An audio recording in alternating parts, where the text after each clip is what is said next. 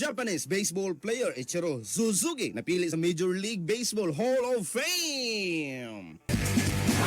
Unang Japanese-born player si Ichiro Suzuki human napili sa Major League Baseball Hall of Fame ni adtong Martes usa lang kabuto sa unanimous selection. Ang bituon sa Seattle Mariners sa naguluhan og 2025 Hall of Fame nga klase nga enshrined sa Cooperstown, New York. Ang naglakip usab sa pitcher Sisi Sabathia ug relief pitcher Billy Wagner. Ning unang tuig sa pagkakwalipikado ang 51 anyos nga si Ichiro ang napili sa pagboto sa Baseball Writers Association of America apan ang Yankees nga nagbutang sa bantugang Mariano Rivera nagpabilin nga bugtong nagkahiusa nga napili nga Hall of Famer. Kini ang usa ka butang nga wala niya damha bisan sa iyang pagkabantugan sa iyang yutang na tawan. Ang Mariners mihimon ini nga mas espesyal nga nagpahibalo nga ilang iretiro ang iyang number 51 jersey sunod Agosto.